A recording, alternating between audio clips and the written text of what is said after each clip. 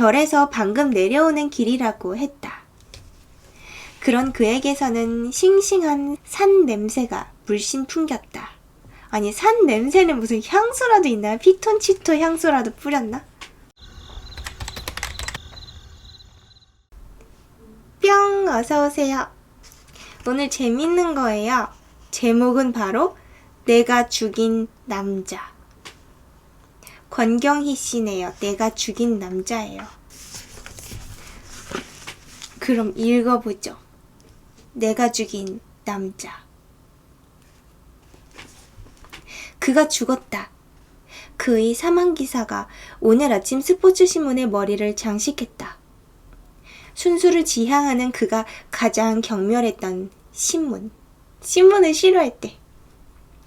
스포츠는 무슨 스포츠? 연예인 꽁무니나 핥고 다니는 옐로우, 아니 스칼렛 페이퍼 라고 비난했던 그런 신문. 그런 스포츠 신문 중에서도 다른 신문들과 달리 20살 처녀의 허리처럼 날렵한 판형에 나긋나긋한 종이로 인쇄한 신문. 그가 가장 혐오했던 그 신문에 그가 독점적으로 실렸다. 아니, 이거 뭐냐 근데? 20살 처녀의 허리처럼 날렵? 뭐라고? 전라의 여자가 해벌쭉 웃고 있는 바로 옆자리에 실린 그의 사진. 세상의 번민을 다 짊어진 듯 무겁게 고뇌하는 그의 흑백 얼굴과 복숭아빛 화사한 살결을 다 드러내고 어디와 어디만 찐분홍 하트 모양의 스티커로 살짝 가린 여자의 사진은 참으로 대조적이었다. 아, 또 이상한 거 골랐나? 사실 내가 처음부터 그를 죽이려고 한 것은 아니었다. 그래도 한때 사랑했던 사람이고 아이의 아버지가 될 뻔했던 사람이고 그런 사람을 죽인다는 게 어디 쉬운 일인가? 그에 관한 진실을 처음 전해 들었을 때도 나는 믿지 않았다. 믿기지 않았다. 그러나 단 한마디, 그 한마디에 나는 살인을 결심했다. 그 여자애가 내 아파트에 전화를 건 시각은 밤 1시였다. 술에 잔뜩 취한 목소리였다. 지금 내가 있고요. 내가 한때 사랑했던 그 남자가 있는데 내가 그 남자를 죽였어요. 왜냐하면 어떤 여자애와의 대화 때문인 것 같아요. 어떤 여자애가 예전에 밤중에 술 취한 상태로 전화를 걸었어요. 나한테. 여보세요? 어머, 안녕하세요. 지훈씨 이모님이시군요. 김치 담가주러 오셨나봐요. 제가 너무 일찍 전화드렸죠? 오늘이 시작되고 1시간밖에 안 지났으니까 말이에요. 허허허. 목소리가 앳되어 보였다. 일찍이란 말의 일자에 유난히 힘을 주어 발음하는 데다가 끝말을 길게 끌어 애교와 응석을 얹으려는 어투만 갖고도 나보다 한참 신세대라는 걸 알 수 있었다. 무슨 일이에요? 전시회 준비로 늦게까지 작업하다가 잠이 든 나로서는 한밤중에 걸려온 전화가 못마땅하기만 했다. 게다가 어린 처녀가 그에게 씨라는 호칭을 붙이는 것도 불쾌했다. 그때는 아마 나의 연인 혹은 과거 연인이었겠죠, 그 남자가. 하지만 내색할 수는 없는 처지라 용건만 물었다. 과거의 연인인가 봐요. 아, 글쎄, 지은씨랑 12시에 만나기로 했는데 1시간이 지나도록 안 오는 거예요. 기다리다가 지쳐서요. 혹시 약속을 잊었는가 싶어서 전화 걸어봤는데요. 여자애는 취기가 심해지는지 혀가 점점 꼬여갔다. 아직 안 들어왔는데요. 12시에 만나자고 약속을 했다니 밤 12시에 만나서 뭘 하겠다는 거야? 얘는 정신이 있는 애야 없는 애야? 목소리가 귀여워요.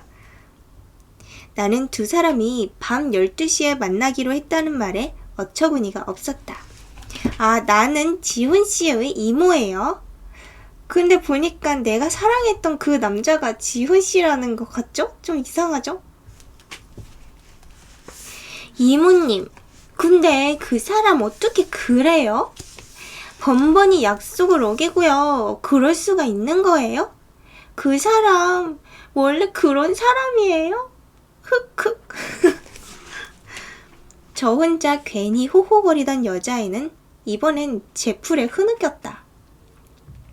이모님, 저 좀 만나주세요. 오늘 밤 이대로 집에 돌아갔다가는 자살할 것만 같아요. 저 좀 만나주세요. 네? 제가 택시 타고 바로 갈게요. 여자애는 내가 집 위치를 알려주지도 않았는데 전화를 끊었다.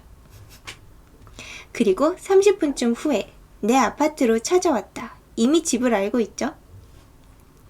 그러니까 새벽 1시 반에 온 것이었다. 저 실례 좀 할게요. 여자애는 얼굴에 솜털이 보송보송했다. 아파트 현관문을 열어주자 입에서 술 냄새를 풍기며 화장실부터 찾았다. 화장실은 저쪽.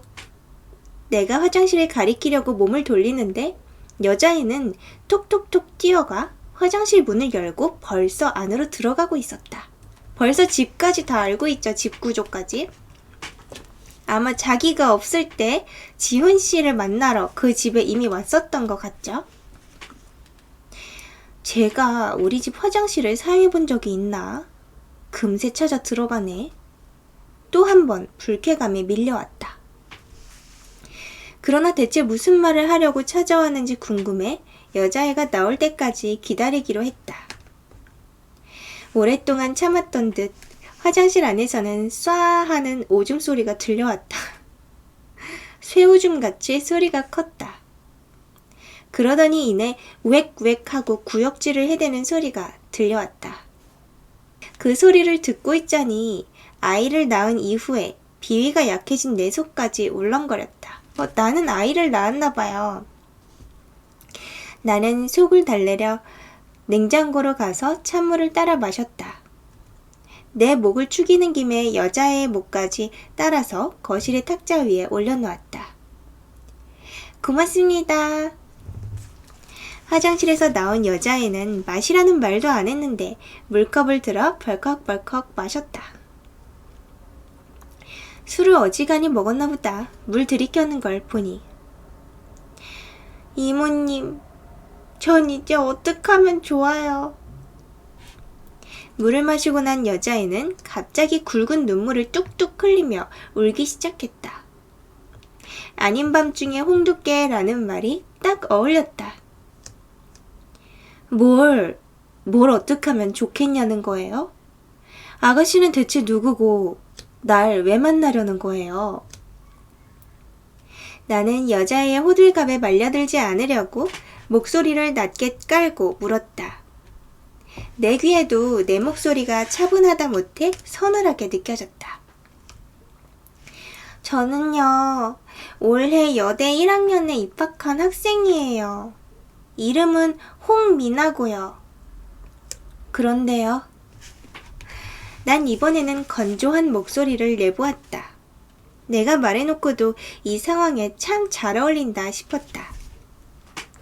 내 목소리 탓인지 여자애는 들떴던 감정이 조금 가라앉는 듯 했다. 흐느낌을 멈추고 대답했다. 지훈 씨랑은 독자 캠프에서 만났죠. 방학 기간에 그 출판사에서 주관했던 독자 캠프에 참여했거든요. 그때 송 선생님, 아니 지훈 씨도 강사로 오셨어요. 그때 알게 됐어요. 그래서요. 난 피곤했다. 얼른 자고 싶었다. 두 사람이 어떻게 알게 됐는지 그런 것까지 관심 두기엔 너무도 몸이 고단했다. 나는 일부러 하품을 크게 했다. 그날은 캠프가 끝나는 날이었어요. 서울에 도착한 우리는 뒤풀이를 하기로 했죠. 강사 몇 명하고 편집장, 그리고 독자들이 모여서 호프집에 갔어요. 지훈 씨도 같이 왔고요. 여학생은 담배를 한 겹을 꺼내 입에 물었다. 검지와 중지 사이에 담배를 끼우고 첩보 영화에 나오는 늘씬한 여배우처럼 과장되게 포즈를 잡고 담뱃불을 붙였다. 술이 웬만큼 취하게 됐을 때 지은씨가 폭탄주를 먹자고 제의했어요. 그리고 맥주 가운데에 소주잔을 넣고 소주를 부은 다음 한 사람씩 돌렸어요. 다들 거절하지 않고 순서대로 먹기로 했는데 중간에 나가 떨어졌죠. 전 워낙 술이 세서 끝까지 남았어요. 지훈씨도 끝까지 남았고요. 둘이 2잔씩을 더 주거니 받거니 했는데 지훈씨마저 나가 떨어진 거예요. 그런데 그게 대체 뭘 어쨌다는 거야 하는 마음에 나는 초면에 예의상 붙이던 요자도 빼고 대에는 짜증까지 붙여서 다음 말을 재촉했다. 어서 말을 끝맺게 하고 내보내고 싶은 심정뿐이었다. 그날 일이 벌어졌어요. 지금 생각해보니 지훈씨가 일부러 취한 척 했었던 것 같아요. 여학생은 이 대목에 와서 울먹이기 시작했다. 무슨 일이 벌어졌다는 거야? 드디어 나는 반말로 묻기 시작했다. 그러지 않고는 피곤함과 짜증을 견딜 수 없었다. 정신이 없다면서 자기를 집까지 태워달라기에 태워줬죠. 택시. 그런데 자기가 집을 제대로 찾아갈 수 있을지 모르겠다고 쭝얼거리면서 택시 안에서 잠들어 버리는 거예요. 그래서 제가 함께 타서 이 아파트 앞까지 왔죠. 어떤 동네에 무슨 아파트에 사는지는 알고 있었거든요. 근데 알려주는 동까지 왔는데도 내리더니 땅바닥에 주저앉아서 그대로 자려고 하는 거예요. 수희 아저씨한테 아파트 호수를 물어서 간신히 여기까지 데리고 왔죠. 여기까지 얘기를 듣고 나니 그날 뭔가 심상치 않은 일이 일어난 것 같아 졸음이 조금 물러갔다. 아파트 안에 들어서자 지훈씨는 커피 한 잔만 타달라고 하더라고요. 커피를 마시고 나더니 술이 깼는지 비틀거리지 않았어요. 그러면서 여학생이 그렇게 취한 채로 술 냄새 풍기며 집에 가면 야단 맞지 않겠냐며 술 깨거든 가라고 하더라고요. 저는 부모님하고 함께 살고 있진 않았지만 그럼하고 하면서 자리에 앉았어요. 그러자 지훈씨가 이제부터 자신을 송 선생님이라고 부르지 말고 이름을 불러달라고 하더라고요. 여학생의 이야기를 듣는 순간 내가 그를 처음 만났을 때 생각이 났다. 그와는 내가 남편과 이혼한 후 착잡한 심경으로 홀로 여행을 갔을 때 우연히 만났다. 아무래도 그 지훈이라는 남자가 이 여자애한테는 같이 사는 그 여자를 이모님이라고 뻥쳤었던 것 같죠? 그리고 나는 원래 남편이 있었고 이혼을 했고 그 뒤에 여행을 갔다가 지훈이라는 남자를 만나게 된 거예요. 그는 작가협회에서 주최하는 이북 세미나 참석차 강릉 호텔을 찾았고 나는 심란한 마음을 달래기 위해 바다나 보자며 바닷가의 그 호텔을 찾아갔었다. 일출을 보러 아침 일찍 일어났으나 밤 내내 잠을 이루지 못하고 뜬 눈으로 지새운 게 억울해 일출이나 보려고 전망이 좋은 스카이 라운지로 올라갔더니 몇몇 사람이 먼저 와서 커피를 마시고 있었다. 나 역시 창가의 자리에 앉아 커피 한 잔을 주문했다. 그때 뒤쪽에서 흘끗흘끗 쳐다보는 눈길이 느껴졌다. 대한민국 남자들은 여자 혼자 여행도 못하게 하는군. 생각한 거죠, 그때. 남자들이란 대개 여자 혼자 커피 한 잔만 마시려고 해도 찝쩍거리고 혼자 술이라도 마실라 치면 마치 날 당장 잡아채가시오 하는 창녀처럼 가볍게 여기며 접근해오곤 했다. 웬 촌스러운 남자 하나가 또 여자 혼자 내버려 두어선 안 된다는 강박관념에서 접근해오는 건 아닌가 하는 생각이 들어 나는 그 자리가 거북해졌다. 그래서 커피를 반이나 남기고 일어서서 객실로 나가려는 순간 내게 끊임없이 시선을 주던 그 남자가 다가왔다. 저 진숙희님 아니십니까? 내 이름을 정확히 기억하는 이 사람은 누구지? 돌아보니 어디서 본 듯 낯익은 얼굴이었다. 선생님 그림을 제 책의 표지로 쓰지 않았습니까? 내 책 그림이 책 표지에 맞는지 몇몇 출판사에서 그림 사용 허락을 받아간 적이 있었다. 그 가운데 한 작가였다. 아, 나는 그림 작가고 그 남자는 글 작가네요. 저 미래북 출판사에서 소설을 냈던 송지훈입니다. 그 여자의 늪을 썼지요. 제목도 약간 그 여자의 늪이라네요. 이렇게 해서 그와 대화를 하게 되었다. 그와 일행은 정보화 시대의 문학의 전망에 관해 토론을 하느라 커피숍의 그 자리에서 밤을 새웠다고 하면서 일주를 보러 일찌감치 나온 나의 부지런함을 칭찬했다. 그는 그날 세미나가 끝나고 서울로 돌아가는 대절 관광버스를 타지 않았다. 안 돌아갔어요. 나와 대화를 더 나누고 싶다며 강릉에서 하룻밤 더 머물겠다고 했다. 자기는 돈이 없으니 민박집을 알아보겠다며 마을로 내려갔다가 저녁 때 다시 호텔 커피숍으로 찾아왔다. 이제부터는 제 이름을 불러주세요. 막내 이모 같은 분이 선생님 하시니까 송구스럽습니다. 그는 나에게 송 선생님이란 호칭 대신에 이름을 불러달라고 청했던 것과 마찬가지로 그 여학생에게도 같은 주문을 한 듯 했다. 수법이구만. 처음에는 어색했지만 지훈 씨라고 몇 번 부르고 나니까 무척 가까워진 것 같더라고요. 송 선생님이라고 부를 때는 나이 차이가 엄청 많이 나는 아저씨라고 생각이 들었었는데요. 지훈 씨라고 부르니까 친구 같은 기분이 들었어요. 지금 현실로 돌아온 거예요. 여자애가 말하는 거죠. 여학생의 눈빛이 몽롱해졌다. 그 눈빛을 보며 난 그날 정말 무언가 일이 있었구나 하고 알아차릴 수 있었다. 둘이 식탁에 앉아서 이런 얘기 저런 얘기 나누는데 지훈 씨가 그러더라고요. 입술이 아름답다고요. 제 입술이요. 앵두 같대요. 그러면서 앞으로 저를 앵두라고 부르겠다고 했어요. 그랬어? 나한테도 비슷한 말을 했었지. 몇 번 만나서 친해졌을 때 그는 내 입술이 풀립 같다고 했다. 내 곁에만 오면 싱그러운 풀립 냄새가 난다고 했다. 그러면서 나에게 풀립이라고 부르기로 했었다. 수법이 왜 이렇게 똑같아? 제 곁에 있으려니까 달짝지근한 앵두 냄새가 난대요.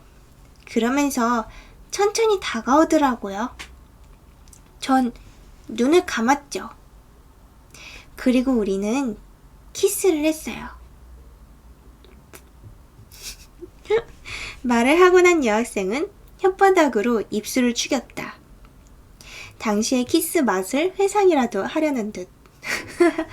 회상, 키스 맛 뭐야? 나도 입에서 침이 고여 나왔다.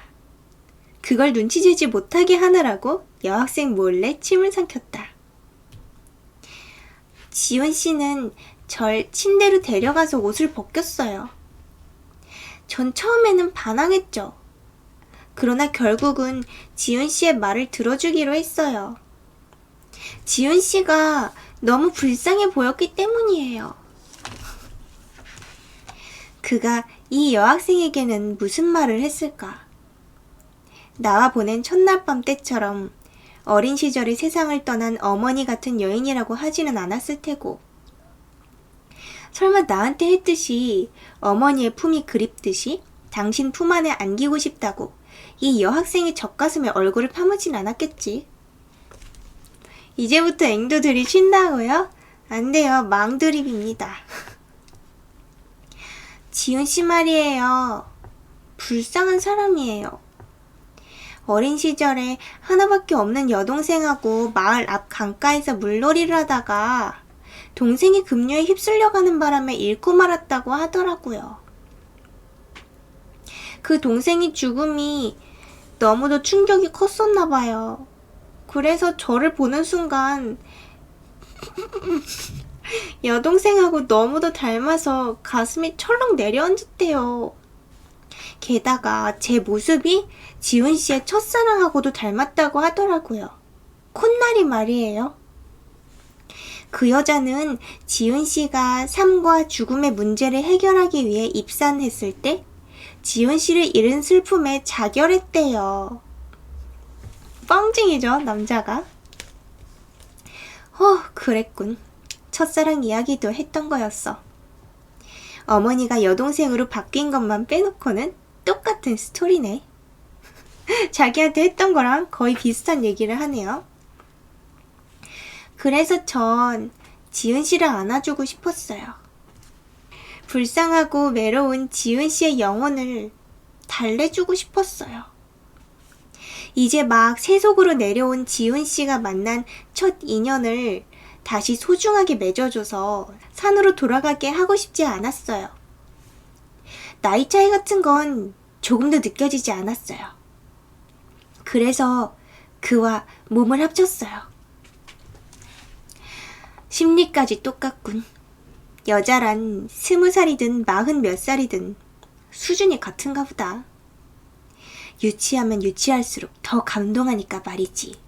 지금 이거는 듣는 내가 혼자 마음속으로 하는 말이에요. 그가 35살이니 이 여학생과는 15살쯤 차이가 날 것이었다. 나와는 10살 차이고, 그러나 세상에서는 그와 나의 나이 차이나 여학생과 나는 나이 차이나 비중을 같게 볼 것이었다. 오히려 연상인 나와 그가 맺어진 걸 더 신기해할 수도 있었다. 그는요, 제가 첫 여자라고 했어요. 대학 다닐 때 입산했으니까 그렇겠죠. 그리고 첫 여자니만큼 각별한 의미가 있다고 했어요. 넌 나를 이 세상으로 끌어내린 악녀이면서 영혼을 구해준 천사이기도 하다고 했어요. 그 말을 들으면서 속으로 미안했어요. 사실 저는 아직 나이는 어리지만 고등학교 시절에 남자친구와 잡은 적이 있거든요. 그때 그 애는 서투르게 서둘러서 불안했는데 지훈 씨는 나이가 있어서 그런지 처음이면서도 부드럽고 자상했어요. 처음이 아니었던 것이다. 그게 좋았어요. 아마 난 이 남자를 영원히 사랑하게 될 거야 하는 예감을 느꼈어요. 이번엔 코미디물이에요. 나도 그와 처음 섹스를 하던 날 몹시 미안했었다. 같은 심리를 계속 자극하고 있죠? 이 남자가 여러 여자를 만나고 다니면서. 나는 이미 결혼했다가 이혼했던 몸이었고 그는 산 속에서 청정하게 살아온 몸이라고 했다. 경험 많은 내 몸과 순결한 그의 몸이 섞일 때 마치 맑은 시냇물이 오염된 한강물로 흘러들어오는 듯한 느낌이 들어 민망했다. 그 남자가 또 순진한 척은 잘하나 보네요. 더구나 나는 그때 임신한 상태였다. 남편과 나는 유학을 마치고 만난 터라 결혼이 늦었다. 웃겨 죽겠어요? 부러워요? 이게?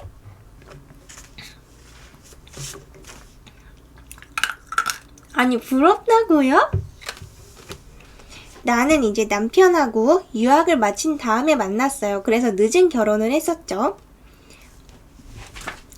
그런 만큼 어서 아이를 갖길 원했으나 임신이 되지 않았다.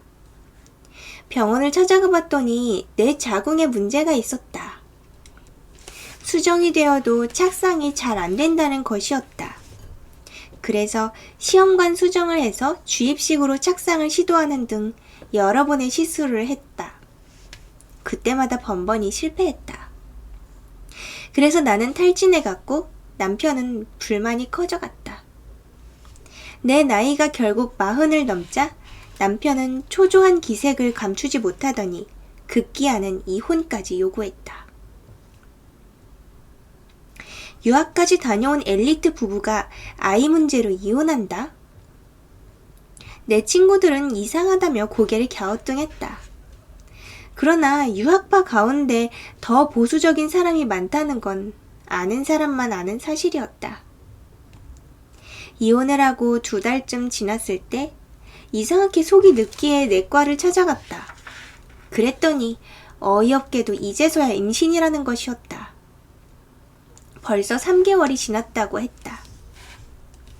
땀땀. 생리불순이 심했던 나로서는 현대의학의 힘을 빌려 그렇게도 임신하고자 노력했었으나 실패했던 나로서는 기가 찬 노릇이었다. 나도 한 생명을 잉태했다는 자부심은 잠깐이었다. 이혼한 처지에 아이를 가졌으니 이를 어쩌란 말인가. 아이 가졌으니 도로 합쳐? 그러나 결혼 생활에서 남편에게 받은 상처가 너무 심해 재결합은 상상도 하고 싶지 않았다. 아이를 지워야 하나 말아야 하나. 아빠도 없는 아이를 낳아 키운다는 건 천형이나 마찬가지라는 생각이 들었다. 그러나 나이 40이 넘은 나로서는 인생에서 단 한 번밖에 없을 생명 잉태의 기회를 소멸시키고 싶지도 않았다.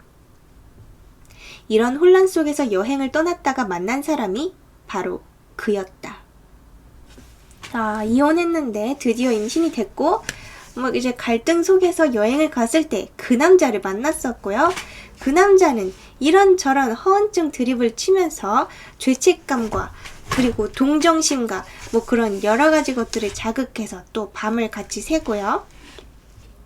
그는 내 사연을 듣더니 거룩한 생명을 앞에 두고 떼느냐 마느냐 하고 고민하는 것 자체가 삶에 대한 예의가 아니라면서 준엄하게 질책했다. 아이의 아버지가 필요하면 자기가 되어주겠다고, 친자식으로 받아들여 키우겠다며 절대로 없애지 말라고 신신당부했다. 아주 연기를 잘하는 남자네요. 내 아이는 그 덕분에 이 세상의 빛을 보게 되었다. 아이가 태어나고 나서 생각해보니 그의 말이 100번 맞았다. 이 귀한 생명을 지우느니 마느니 했었다니 생각만 해도 내 자신에 대해 소름이 끼쳤다. 그는 기꺼이 아이를 자신의 호적에 입적시켰다. 그래도 그 남자도 자기 딴에는 진심이 있었나 봐요. 남의 자식을 자기 호적에 넣어주는 거 보니까. 아직 결혼을 한 건 아니므로 호적에 둘의 혼인관계는 표시되지 않았지만 가족관계 등록부에 내 아이가 그의 친자로 올랐고 나는 생모로 적혔다. 나는 그런 그가 고마웠다. 가족관계 등록부를 떼어보는 순간 이 남자를 영원히 사랑할 것 같은 예감. 아니, 영원히 사랑하리라는 맹세를 하게 되었다. 그리고 아이를 낳은 이후 본격적으로 동거 생활에 들어가면서 아이를 친아들처럼 귀여워하며 키우는 그의 모습을 보고 진정으로 마음속 깊이 사랑하게 되었다. 사랑하긴 했었군요, 둘이. 자, 이제 또 여학생의 이야기로 왔어요. 이후로 우리는 자주 만났어요. 그는 여관이나 호텔처럼 여러 사람이 거쳐가는 곳은 불결해서 싫다면서 집에서만 만나자고 했어요. 그 와중에 가성비까지? 저는 근데 정말 행복했어요. 사랑이 이런 거구나 하고 처음으로 알게 됐죠. 고교생과 했던 풋내기 사랑과는 또 다른 세련된 사랑을 우리는 나눴어요. 여학생은 말을 하면서 안방을 가리켰다. 내 침대가 있는 방. 그와 내가 함께 자던 그 방이었다. 아니, 그 와중에 또 집주인이 자리를 비울 때마다 여학생을 불러들였죠? 나는 눈앞이 아뜩해지면서 여학생의 얼굴이 가물가물하게 느껴졌다. 나와 사랑을 나누었던 그곳에 저 애를 끌어들였다고? 이럴 수가. 그때가 언제예요? 내 물음에 여학생은 손가락을 펴며 계산을 해보았다. 3, 4개월쯤 전이에요. 이 학기 시작하고 얼마 안 돼서였으니까요. 그렇다면 내가 아이를 낳으러 미국에 있는 친정에 갔을 때였다. 노산이니만큼 어머니의 도움이 절실히 필요했다. 그런데 어느 날이었어요. 아침에 일어나니까 오늘은 이모가, 지금 이제 자기를 이모라고 지훈 씨가 말했던 거죠.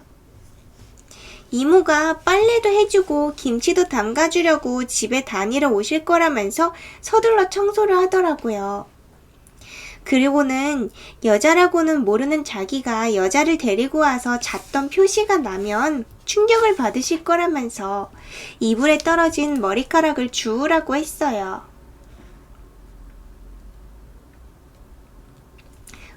증거를 남기지 않으려고 했군. 교활하다. 여학생은 긴 머리에 포도주 빛깔의 염색을 한 상태였다. 그러니 짧은 머리에 파마를 하고 벌써 희끗희끗해진 새치를 가리려고 흑갈색 염색을 한 나와 확실히 구별이 될 것이었다. 저는 머리카락을 한 올 한 올 주웠지요. 결혼도 하기 전부터 남자 집에 와서 잔 걸 아시면 이모님께서 절 좋지 않게 여기실 것 같았어요. 그것보다도 지훈 씨가 이제껏 살아온 그의 이미지를 나 때문에 깨트리고 싶지도 않았고요.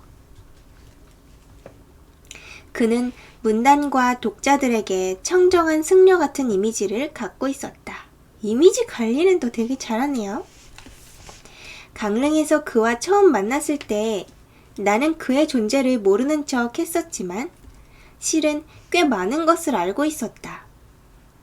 그가 처음 문단에 데뷔하면서 받은 문학상 수상 작품이 베스트셀러가 되었고 여성지마다 그의 범상치 않은 삶이 소개되었기 때문이다. 목소리 연기 좋아요? 그는 중학교 때 고아가 되어 고학으로 공부해 명문대를 갔고 부모의 죽음과 여동생의 죽음을 목격한 충격이 가시지 않아 생사해탈을 하려고 입산을 했다는 것이었다. 완전히 뻥은 아니었나 보네요. 그러나 첫사랑이었던 여학생이 자신의 입산 사실에 충격을 받아 자살하자 그는 자신이 살생한 거나 마찬가지니 승려가 될 자격이 없다면서 정식 승려가 되지는 않았다고 했다. 그는 이후로 깊은 산속에서 화전민 같은 생활을 하면서 죽은 여학생을 위한 시를 썼고 그 시를 엮어낸 시집이 문학상을 받게 된 것이었다.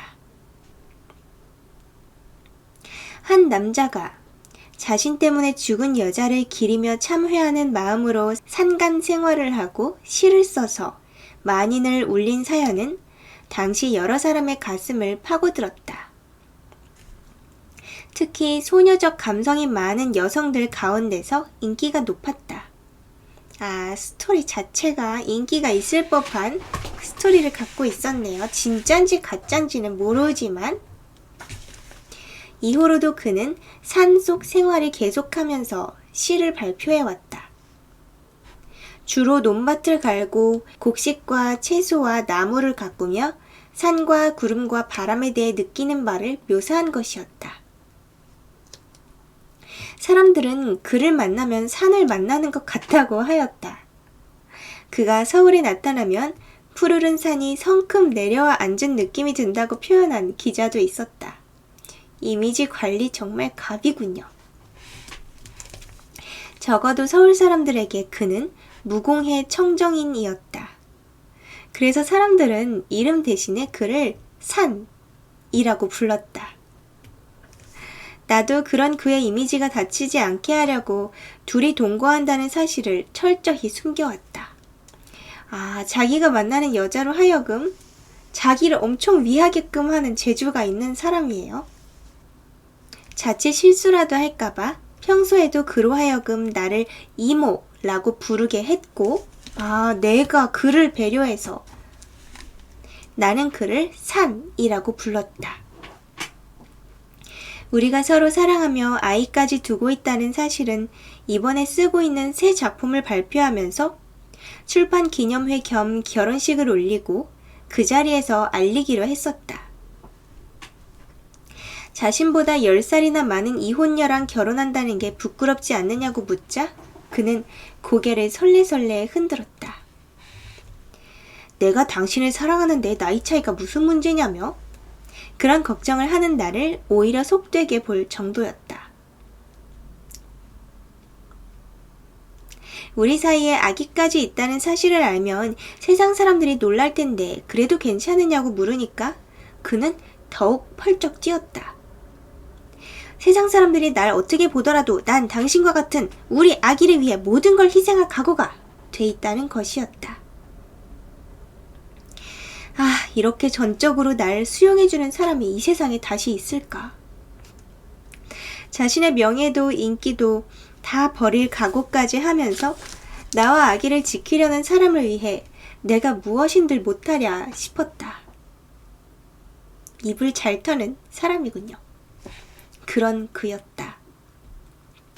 사랑스럽고 믿음직스러운 그였다. 이제 여학생의 이야기로 돌아왔어요. 이상하게 그 이후로 지훈 씨는 나를 멀리 대했어요. 그 이후로라는 게 그거죠. 나, 즉 이모가 애를 낳고 나서 이 집으로 다시 돌아온 거예요. 내가 연락했는데도 새 작품을 쓰느라 바쁘다면서 만나주질 않았어요. 여학생의 말을 듣고 벌렁거리던 내 가슴이 진정되었다. 그러면 그렇지. 그 사람이 잠시 무언가에 씌여서 그랬을 거야. 여동생 귀신이 쓰인 건 아닐까? 그렇지 않고서야 나와 아기를 위해 모든 걸 감수하겠다던 그가 어린 여학생과 그런 유치한 육체 노름을 하겠어? 내가 없는 동안 그 공백이 너무 커서 그랬을 것이다. 그 허전함을 달래지 못해 이 어린애를 대용물로 삼았겠지. 나는 가슴을 쓸어내리면서 여학생을 다시 바라보았다. 세상 물정 모르는 것 같은 순진한 얼굴이었다. 아이를 낳은 후 살이 투덕투덕 찐 나와 달리 여학생은 앙상아리만큼 마른 체구였다. 손가락도 길쯤길쯤했고 목선은 철양아리만큼 길었다. 그런데요, 제 몸에 이상이 생겼어요. 생리가 없는 거예요. 임신이라고 직감했죠. 저는 남자랑 자기만 하면 금세 임신이 되거든요. 고등학교 때도 사귀었던 남학생이랑 딱 한 번 잤는데 임신을 해서 부모님이랑 선생님 몰래 처리하느라고 얼마나 고생했는지 몰라요. 뭐라? 임신? 갑자기 열등감이 확 밀려왔다. 아이가 들어앉을 궁은커녕 정자가 헤엄칠 통로도 없을 것 같이 빼빼 마른 계집애가 임신이 잘 된다고? 그래서 저는 더욱 지훈 씨를 만나야 했어요. 새 작품 마무리 작업에 여념이 없다고 했지만 임신 문제는 빨리 해결해야 되잖아요. 여학생은 낙태를 해본 경험이 한두 번이 아닌 듯 했다. 마치 귀찮은 혹이라도 떼어내듯 부담 없이 말했다. 생명을 귀중히 여기는 그가, 그래서 다른 남자의 아이도 자신의 호적에 친자로 입적시켜준 그가 저런 여학생을 보고 얼마나 정남이가 떨어졌을까? 이런 생각을 하니 웃음이 새어나오려고 입이 실룩실룩 움직였다. 그는 결코 너같이 참을 수 없이 가벼운 아이는 좋아하지 않을 거야. 지금 나 혼자 생각하는 거예요. 가까스로 임신 얘기를 했더니 그는 냉정하게 돌아섰어요. 그러면서 이렇게 말했어요. 현명한 여자라면 그런 문제는 알아서 처신할 거라고. 남자한테까지 가져와서 징징거리다니 천박하고 추하기가 이를 데 없다고요. 의외의 반응이었다. 그라면 생명을 없애지 말라고 꾸중했을 거라고 짐작했다. 그런데 그게 아니었다. 그러나 그럴 수도 있겠다는 생각이 들었다. 소중한 사람의 몸에 있는 생명은 남의 생명이라도 귀하지만 소중하지 않은 사람한테 있는 생명은 상대적으로 비중이 덜할 테니까 말이다. 아니 지금 이 두 여자끼리 이제 적이 될 만한 일이 아닌데 그 남자가 혼자 지금 잘못한 건데요. 지금 저기 화살이 이상한 데로 가 있죠?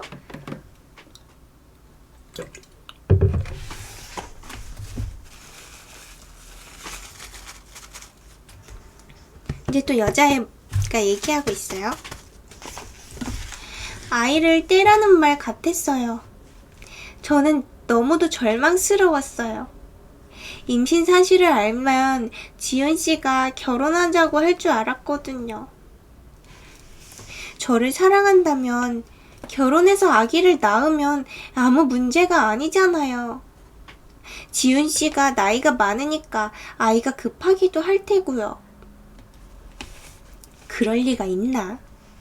새 작품을 발표하면서 나와 결혼하기로 돼 있었는데. 넌 그저 그가 잠시 허한 틈을 타서 비집고 들어왔던 헛개비에 지나지 않아. 스쳐가는 환영이라고. 자기 주제를 파악할 줄 알아야지. 그렇지만 지훈 씨를 위해서라면 좀 더 기다릴 수 있다는 생각이 들었어요. 새 작품을 완성하느라 바쁜 그에게 부담 주고 싶진 않았거든요. 그래서 그의 말을 따르기로 했죠. 그렇지만 돈이 없었어요. 부모님이 붙여주셨던 용돈은 지훈 씨랑 데이트하면서 이미 다 써버렸거든요. 아니 지금 15살짜리 연하의 어린 여자애와 데이트를 하면서 심지어 여자애가 받아온 용돈으로 데이트를 했다고? 그래서 수술비를 좀 대달라고 했죠. 제 속마음으로는 둘이서 절반씩 책임이 있으니까 지훈 씨가 수술비 대주는 건 당연하다는 생각이 들었거든요. 그 주장도 일리는 있군. 그런데 그랬더니 지금 속으로 말하는 거예요. 그랬더니 지훈 씨가 화를 벌컥 내는 거예요. 알아서 하라니까 추접스럽게 웬 구걸이냐면서요. 넌 앵두가 아니라 앞으로 칡덩굴이라고 불러야겠다고요. 다른 나무를 칭칭 감고 올라가는 귀찮은 존재. 칡덩굴요. 웬 젊은 애가 그렇게 의존적이냐고요. 여학생은 마침내 울음을 터뜨렸다. 그때 받았던 상처가 너무도 큰 모양이었다. 과장하는 거겠지. 이 여자애가 덧붙이는 부분이 많을 거야. 그가 그렇게까지 할 리가 있나? 그렇게 자상한 사람이. 그러면서 10만원짜리 수표를 던져주더라고요. 임신한 지 오래 안 됐으니까 이 정도면 됐지? 하면서요. 10만원? 낙태 비용이 그렇게 싼가? 한 생명을 이 세상에서 제거하는 비용이 그렇게 싸단 말이야? 말도 안 되죠. 10만원으로 절대 안 되죠. 생명을 갖기 위해 시험관 수정으로 수백만원씩 여러 차례 지불해본 경험이 있는 나로서는 참으로 불공평하게 느껴졌다. 하긴 뭐 없는 걸 있게 하는 것보다 있는 걸 없게 하는 게 더 쉽겠지. 아이를 낙태하고 난 뒤로 우리는 사이가 많이 회복됐어요. 그때부터는 지훈 씨가 제 원룸으로 찾아오더라고요. 자기 아파트에는 이모님이 너무 자주 오셔서 좀 부담스럽다고요. 그래서 우리는 다시 사랑을 하게 됐어요. 그럴 때마다 그는 저에게 알아서 피임 철저히 하라면서 다짐시키곤 했어요. 지난번 낙태 수술로 힘들지는 않느냐고 위로해줄 줄 알았는데 그런 말은 한마디도 안 하더라고요. 섭섭하긴 했지만 그건 잠시뿐이었어요. 그와 함께 있는 시간이 더 많아졌거든요. 그가 원고를 출판사에 넘긴 이후로는 아예 제 원룸에 와 있었어요. 바로 며칠 전까지만 해도요. 저와 함께 행복한 시간을 보냈었죠. 뭐? 너와 있었다고? 탈고하러 며칠 동안 절에 가 있겠다고 가방을 싸더니만 네 집에 가 있었다고?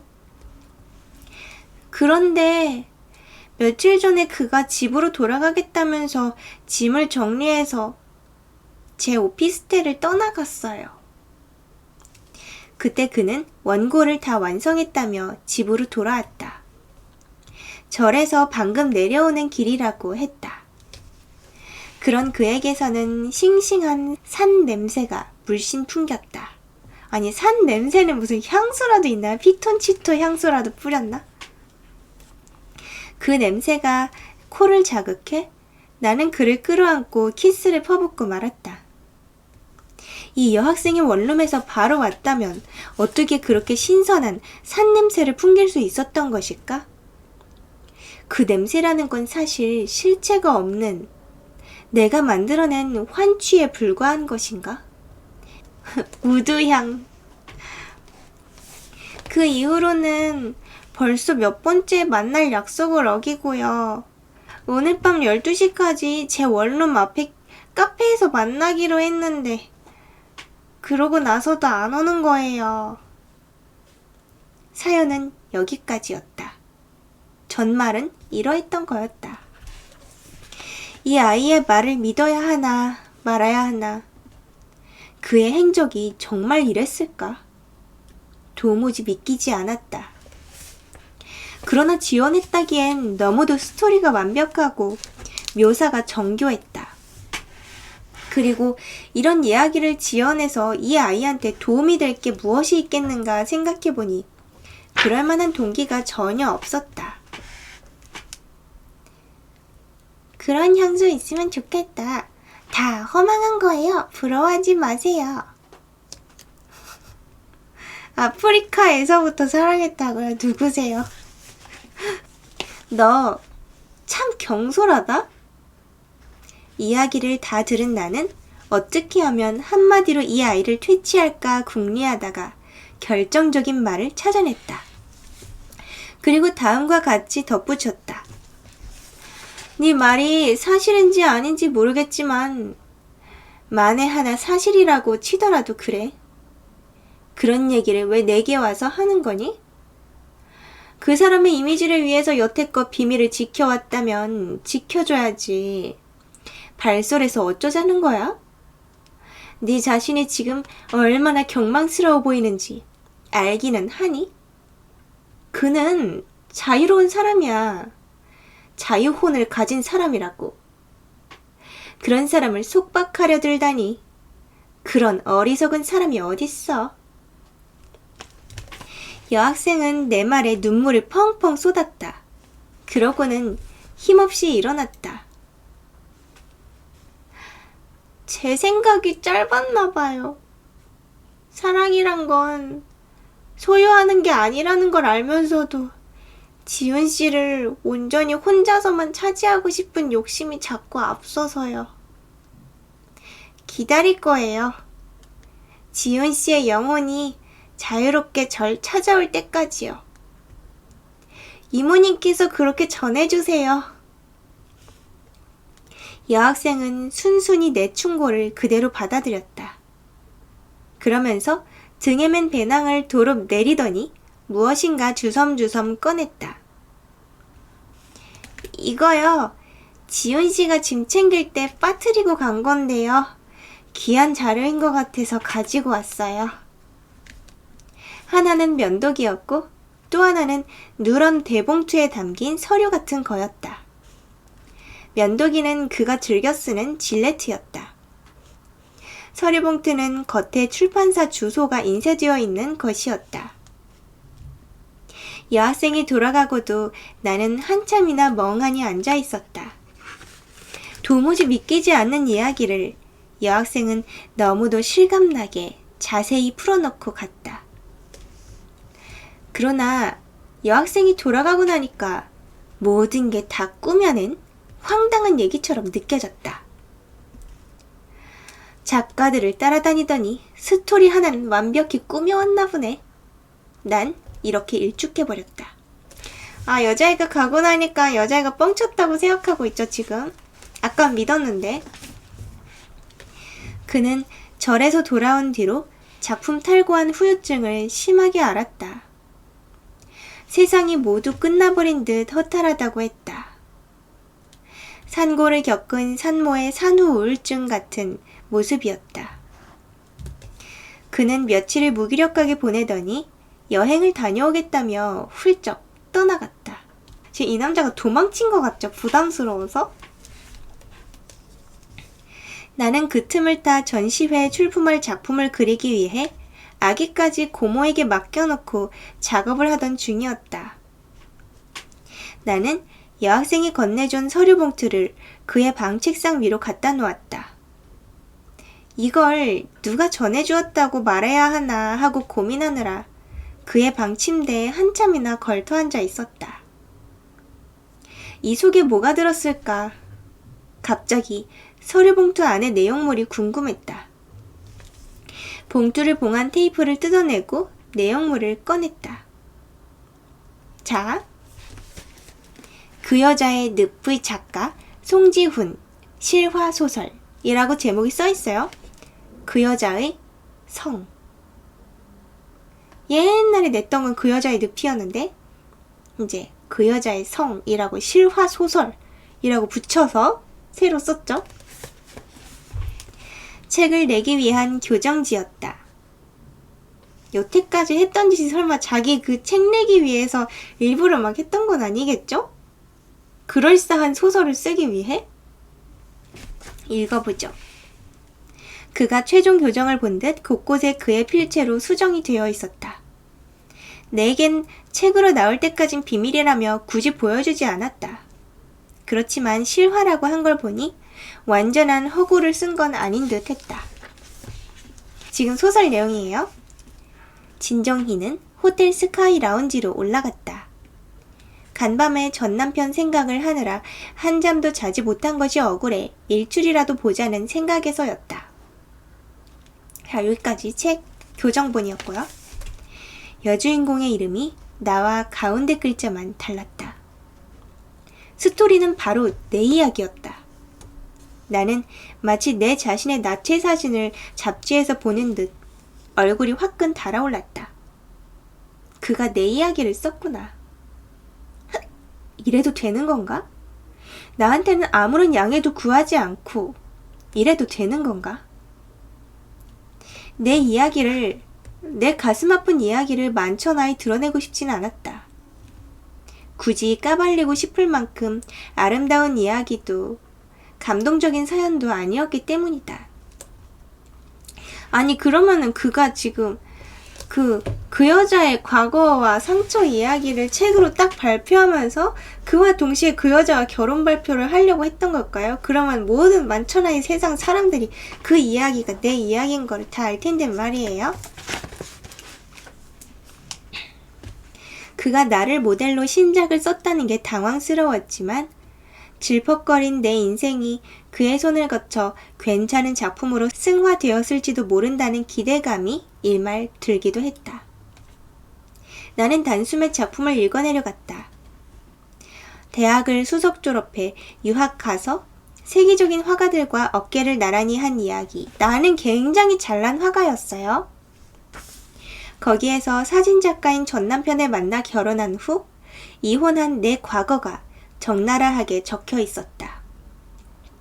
그리고 다시 현 시점으로 돌아와 그와 스카이 라운지에서 만나는 장면이 펼쳐졌다.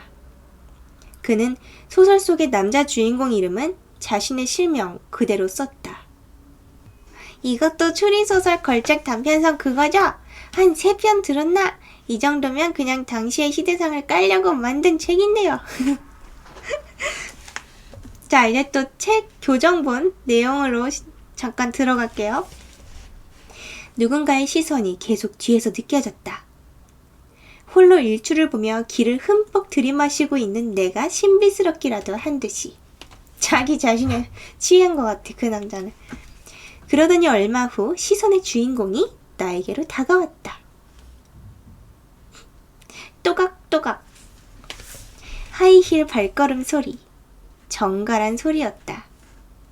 저 송지훈 선생님 아니신가요? 여기까지. 그는 실제 있었던 일과는 정반대로 당시의 장면을 묘사했다. 그가 나에게 말 건 게 아니라 내가 그에게 먼저 접근한 것으로.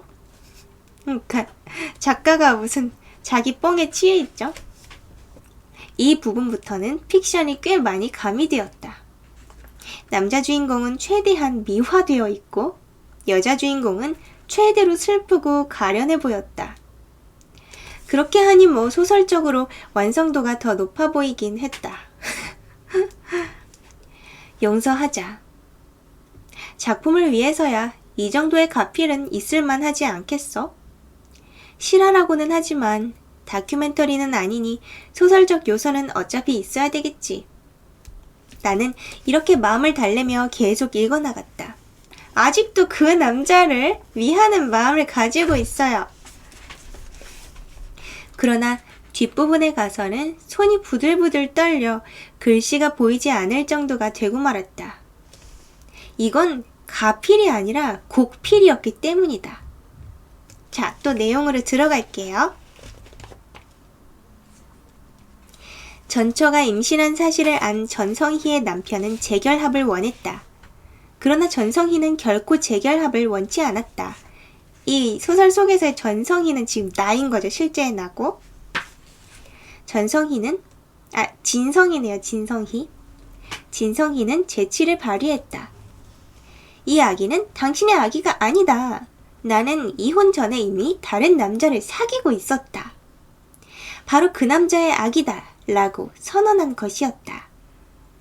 진성희는 송지훈에게 찾아와 도움을 요청했다. 아주 현실을 왜곡해서 써놨죠. 자기의 남자가 되어달라는 것이었다. 전 남편이 자기의 말을 믿지 않으니까 그를 찾아가 아기 아빠라면서 고백해달라는 것이었다. 그때까지 우리는 각자 독특한 예술 세계를 가진 담백한 도반 관계였다. 그런데 갑자기 자신의 남자가 되어달라니. 진성희의 하소연을 들으며 송지호는 옛 스님의 이야기가 머릿속에 떠올랐다. 절 아랫동네의 과부가 불륜을 맺어 아기를 낳았다.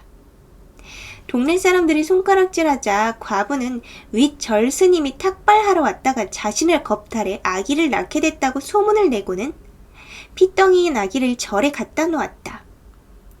스님은 이렇다 저렇다 부인하지도 않고 아기를 자신의 아기로 키웠다.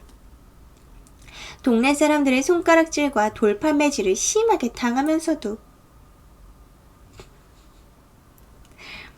인륜 도덕을 심히 따지던 옛 시절에 사음을 금기시하는 스님의 신분에서도 받아들였는데 내가 곤경에 처한 여자를 돕지 않는 데서야. 송지훈은 이렇게 생각했다. 여기까지 방금 내용이었어요. 다음의 글을 읽으면서 나는 숨이 턱턱 막혔다. 그러니까 정작 쓴 건 3류 소설이네요. 다시 또 내용으로 들어갈게요. 송지호는 진성희와 아기를 받아들이기로 했다. 그러고 보니 진성희에 대한 자신의 감정이 그렇게 담백하지만은 않다는 생각이 들었다. 자주 만나다 보니 정이 들고 전 남편의 아이를 임신한 사실도 모르고 이혼해 마음고생이 심한 모습을 보고 연민도 쌓였다. 송지호는 산에서 풀을 가꾸듯 나무를 가꾸듯 모자를 받아들여 가꾸기로 했다. 진짜 허언증인가 봐. 자기 그거 있죠? 자기애성 성격장애 같은 거 있는 것 같죠? 이 송지호는. 그도 인간인지라 남의 아이를 친자로 입적하기가 깨름직했다. 그러나 기왕 입적하는 것 친자로 올리기로 생각하고 여기까지. 또 잠깐 현실로 나올게요. 이때까지 했던 거짓말은 모두 용서할 수 있었다. 그러나 입양이라는 말에 나는 화가 머리 끝까지 치밀었다. 아, 입양으로 올렸었나봐요. 나쁜 자식. 결국 진심은 그것이었구나. 이 글을 쓰기 위해 나를 만났구나. 아, 그랬구나. 자기 자식으로 그 등록하는 것처럼 했으면서 사실은 입양을 했던 거였죠. 소설을 실화로 만들기 위해 나와 아기를 이용했던 거야. 그는 실화라고 하면서 왜곡해 놓은 걸 들킬까봐 나에게 미리 보여주지 않은 게 분명했다. 결혼식 겸 출판 기념회까지 비밀로 했다가 그날의 이벤트로 내가 소설 속의 내용을 기정사실로 간접 입증한 뒤에야 읽히려고 한 게 틀림없었다.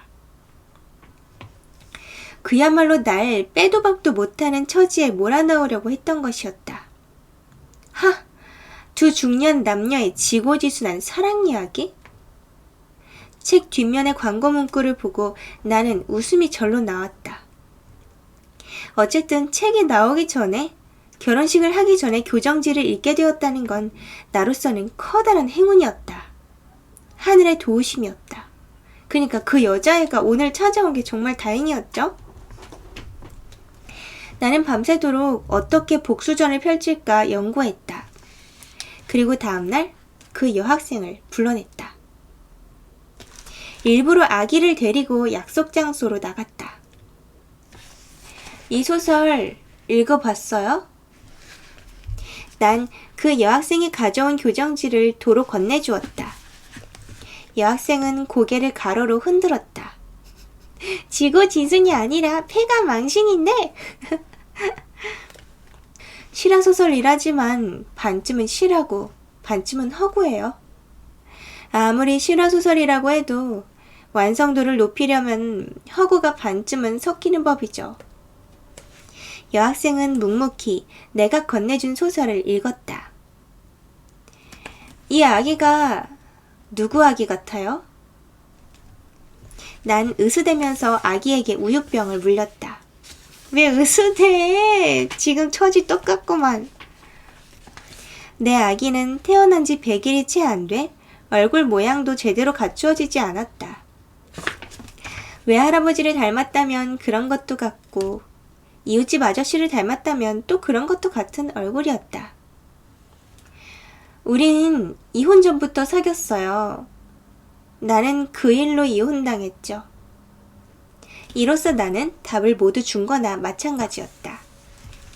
그러니 이 아이의 아버지는 송지훈이고 소설 중에 어느 부분이 사실이고 어느 부분이 허구인지는 충분히 암시가 되었을 것이다.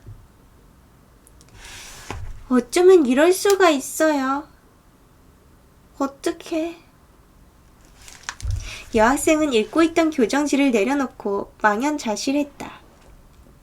나는 그런 여학생에게 잔인하게 말했다. 아이 아빠가 학생을 만났는지 안 만났는지 난 그건 모르겠어요. 만났다고 하더라도 애 아빠가 잠시 마음이 흔들려 일시적으로 만난 걸 거고 아니면 문학 지망생인 학생이 꾸며낸 얘기일지도 모르죠. 어쨌든 나는 애 아빠를 사랑해요. 그리고 애 아빠의 명예를 지켜주고 싶고요. 아이 아빠는 순수하고 청정한 이미지가 깨지면 치명적인 사람이에요. 더구나 얼마 전에 새로 창간된 스포츠 신문에서 그의 작품을 비난하는 바람에 그가 얼마나 마음에 상처를 입었는지 몰라요. 그 신문이 진열된 가판대 옆에도 안 가려고 해요. 난 아이 아빠를 지켜주고 싶어요. 그러니까 학생도 그와의 만남을 없었던 일로 지워버리고 새롭게 출발하길 바라요. 내가 한 말은 이게 전부였다. 그리고 이틀 후 바로 그 스포츠 신문에 그의 사망 기사가 실렸다. 제목은 청정승려의 이미지를 표방하는 시인 송지훈의 가증스러운 실체. 얼마 전에는 그의 시가 사춘기 소년의 시같이 유치한 감성을 표현하고 있으며 조잡하기가 이를 데 없다고 비난을 했던 그 기자. 너무도 화가 난 그가 명예훼손죄로 고소한 대상자인 그 기자가 작심하고 쓴 기사 제목이었다. 이것으로 내 복수극은 완결되었다. 어떤 영문과 교수의 부인은 분신자살하는 희생을 치름으로써 남편의 남은 인생을 철저히 죽였지만 나는 손 하나 안 대고 그를 죽였다. 그 여학생이 기사거리를 제공하고 인터뷰에 응함으로써 나 대신에 그를 죽여준 것이었다. 살인이란 육신을 죽이는 것만이 살인이 아니다. 명예를 소중히 여기는 자에게서 명예를 빼앗으면 그것이 살인이요. 사랑을 소중히 여기는 자에게서 사랑을 빼앗으면 그것이 살인이요. 부를 소중히 여기는 자에게는 부를 앗아가면 그것도 바로 살인이다. 나는 그를 죽였다. 입양이란 말로 그가 내 아이를 죽였던 것처럼 나 역시 그의 이미지를 짓밟음으로써 숨통을 막아버렸다. 그리하여 문학보다 인생이 더 소중한 것임을, 인생은 문학처럼 허구가 아님을 죽은 그에게 절실히 깨닫게 했다. 여기까지. 이번 작품 제목은요, 내가 죽인 남자 권경희 씨였어요. 근데 이거 원래는 그 남자의 늪이라는 제목으로 처음에 쓰여졌던 작품이라고 하네요. 그걸 개작했대요. 오늘 완전 재밌지 않았나요? 근데 저는 사실 이거 이렇게 뚜루룩 대충 보고서는 실제로 죽인 건 줄 알았어요. 아니면 그 여자애가 화나가지고 남자를 죽게 만들었거나 뭐 그런 줄 알았어요. 근데 명예를 소중히 하는, 명예를 최우선으로 여기는 그에게서 명예를 빼앗아버린 게 바로 죽인 것이다 라는 거였네요. 그러니까 서로 죽은 것 같은데, 연극 같은 배우들도 다른 사람과 번갈아 가며 1시간 하면 쉬는데 예림이님은 혼자서 계속 하시는 거니까. 지금 물 마실게요.